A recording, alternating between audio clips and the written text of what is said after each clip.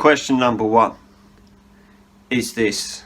Hello, I'm Sean, your Move Madman, and I'm back. And today I'm going to be talking to you about another Ang Lee movie today, because we're talking about Life of Pi.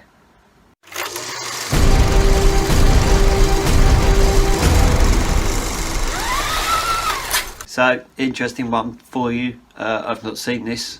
I've not seen any of it. I've maybe seen one trailer.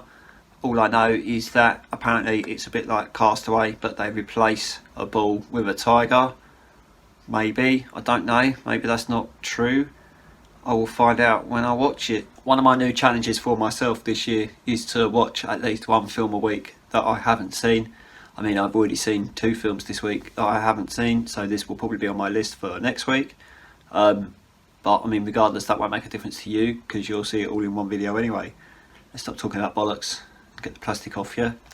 Let's do that.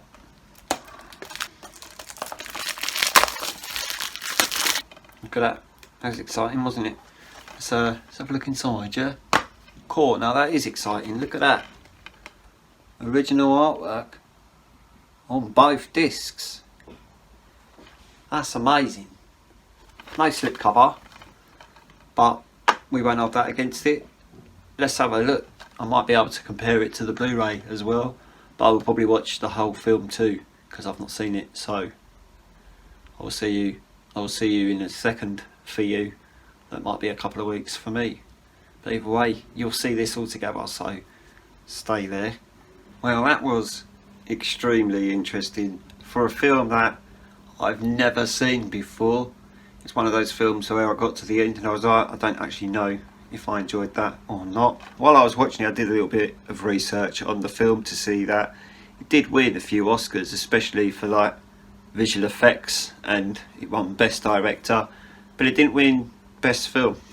Interesting that. I completely understand why it didn't get the Oscar for Best Film, and it did get the Oscar for Best Director. I think it's one of those films. It's one of those films that is visually beautiful, but you just don't care about what's going on for like the whole film. It's like some guy trying to survive on water. You're like, brilliant. I've seen Castaway, and even that was boring. Question number one. Is this shot in HFR? High frame rate? No, it's not. It's just a normal 4K disc, so there's no high frame rate in there. But this was one of the films that Ang Lee did before he started experimenting with high frame rate.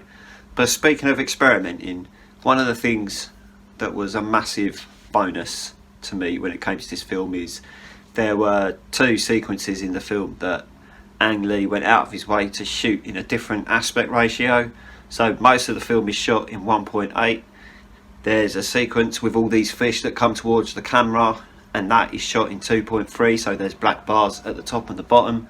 What was even more amazing about that part was that there's all these fish coming towards the screen, breaking the frame. There was so much frame breaking moments, them bouncing over the black bars and stuff like that. That was visually great as well, so there was a big thumbs up from me for that. There's a bit towards the end where the picture frame goes into 4.3, so you've got black lines down the sides.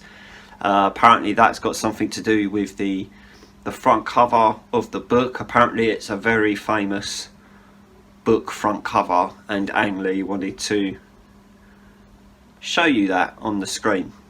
So there was that. There was something else. There's only one more nerdy camera thing I'm going to tell you about this film. Right at the beginning, there's a sequence where there are people swimming, just in like a normal swimming pool, and the shot is shot from underneath, so the camera's underwater looking up at the people swimming, and you can see them swimming over like the top of the camera, but you can't see the edges of the swimming pool. All you can see is water, and above that, obviously, all you can see is the sky. So it literally looks like you've got someone swimming through the sky, and there was a lot of stuff like that in there. So from a visual perspective, from a 4K perspective, comparing it to the Blu-ray and everything, it was an absolutely outstanding picture. It looks absolutely beautiful. The animals look absolutely beautiful. There's only a few moments where you can tell that some of the animals are not real, but you know, there's a tiger on a boat with a human. It's probably not going to be a real tiger for most of the film, is it? So, you know, you'd probably have to sign some paperwork to say, I don't mind being eaten on camera by a tiger, if they wanted to use a real one. And then the actor would die, and then they wouldn't be able to make the film, and then they would probably go to prison.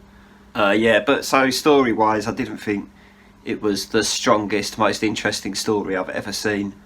But visual-wise, picture-wise, it was absolutely beautiful. For a film that bored the living shit out of me, I would more than happily watch this again.